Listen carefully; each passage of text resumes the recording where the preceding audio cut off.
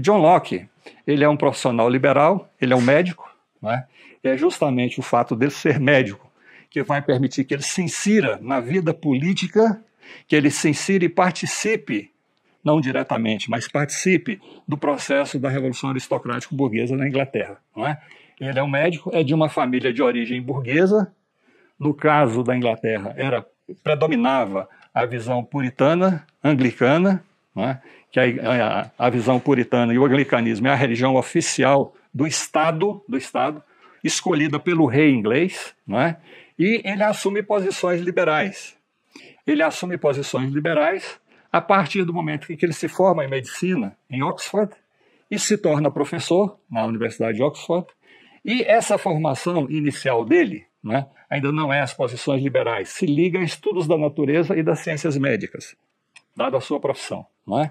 Mas em 1666 ele se torna médico e conselheiro do Lord Shaftesbury, que é um político liberal e líder do partido dos Whigs. O partido dos Whigs são os liberais que se contrapõem ao absolutismo nesse processo revolucionário, porque são, no fundamental, defensores de uma monarquia constitucional, de limitar o poder do rei. Não é? É justamente desse Lord de Shaftesbury, que era parte de um grupo do Partido Whig, que ele vai ter contato, não é, com a formação política, e essa formação política é uma formação política liberal. Não é? Essa vinculação com o Partido Aristocrático Liberal leva-o, em abril de 1679, ao exílio na Holanda, porque vocês devem ter estudado no processo da Revolução e Contra-Revolução Aristocrático-Burguesa na Inglaterra. A partir de 1650, retorna a monarquia que tinha sido derrubada antes, não é? Inclusive com o rei guilhotinado. Não é? Essas monarquias retomam o poder e passam a tentar estabelecer um governo e um regime absolutista. Nesse período, não é? Como o Locke era pertencente ao chamado Partido dos Liberais, dos Whigs, ele é exilado na Holanda. E na Holanda ele tem a oportunidade de conhecer, não é, o grande líder, que se chamava de Stadtholder, holandês Guilherme de Orange. Esse Guilherme de Orange é casado com Mary, que é a filha mais velha de Jaime II, não é? Que Jaime II é o rei inglês, naquele momento, que estava tentando restabelecer os princípios do absolutismo. Não é? E esse Guilherme de Orange, por um acerto, por um acordo que se faz, não é? Entre essa nobreza aristocrática, entre a grande burguesia inglesa, e ele, sendo casado com a Mary, que era da família real, não é? Se faz um acordo, e esse Guilherme de Orange se torna um futuro monarca inglês a partir de 1689. Ou seja, que há uma habilidade interessantíssima, não é? Que não rompendo a tradição monárquica, no caso da Inglaterra, não é? Eles encontram uma forma de colocar um rei que seja submetido aos interesses da aristocracia liberal que está representada no parlamento. Não é? Veja, a Mary, mesmo sendo filha do rei, do ponto de vista da sucessão, ela seria sucessora, seria rainha, não é?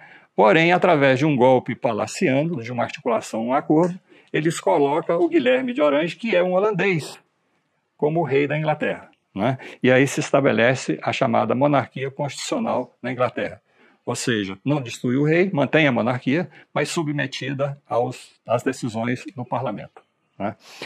É uma obra de arte política, né, essa solução que encontram a aristocracia, a grande burguesia inglesa em 1688, 1689. Ou seja, ele rompe a tradição dinástica na Inglaterra ao colocar um holandês no trono inglês. Né? As principais obras de filosofia política de John Locke, né, são Ensaio acerca do entendimento humano, Cartas acerca da tolerância e 2 tratados sobre o governo civil. Nós nos interessamos mais por esse aqui, 2 tratados sobre o governo civil, né, quando ele vai desenvolver a sua teoria política, que são publicadas, essas obras dele, em 1689 e 1690. E aqui tem toda uma discussão que esses 2 tratados, que é a teoria, onde ele coloca a sua teoria do contrato social, ela é publicada em 1690, ou seja, posterior à consolidação da Revolução Aristocrático-Burguesa. Não é? Então tem pesquisadores que dizem que essas obras do Locke, elas têm um efeito muito mais propagandístico do que uma elaboração teórica. Então, ela é entendida como uma obra de propaganda daquele novo regime, novo governo de monarquia constitucional que estava se estabelecendo e se instalando na Inglaterra. Né? Quando é publicada essa obra, né, 1690, ela é traduzida em 1700 para o inglês e passa a ser amplamente divulgada na Europa.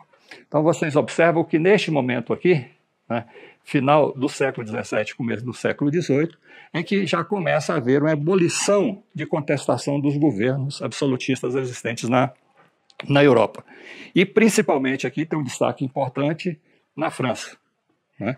Então, essa obra ela vai influenciar muito o pensamento iluminista, né? O chamado pensamento iluminista, que está começando a se formar e se desenvolvendo na França. Locke exercerá grande influência em seu país entre a nobreza e a burguesia liberais, e entre intelectuais franceses, não só por seu método empírico, eu depois vou me referir a isso aqui, tá? Mas principalmente por aplicá-lo às ciências humanas e escrever trabalhos relacionados à filosofia política, que no fundamental constituem a justificativa teórica do regime monárquico burguês, implantado na Inglaterra após o golpe de Estado de 1688, denominado Revolução Gloriosa, quando uma aliança entre a nobreza liberal e a burguesia leva à adoção da monarquia constitucional. Né? Vocês já estudaram aí, isso aqui é apresentado nos livros, pelo menos que eu estudei, como a Revolução Gloriosa. Gloriosa por quê? Porque não se derramou sangue, né? Não teve processo de confronto aberto, né, de deflagração de movimentos de tropas na rua e etc, etc. Né? Foi um acordo palaciano, foi muito mais um golpe palaciano do que propriamente uma revolução. Mas esse é um golpe palaciano que consolida o processo revolucionário na Inglaterra e que permite encontrar uma solução muito particular, muito genuína, não é? Que é a implementação de uma monarquia constitucional, onde o rei, que representa a tradição, representa a monarquia, ele está submetido às decisões do parlamento. E no parlamento, no fundamental, a decisão cabe à grande burguesia e à aristocracia que dirige a vida política, que dirige o governo.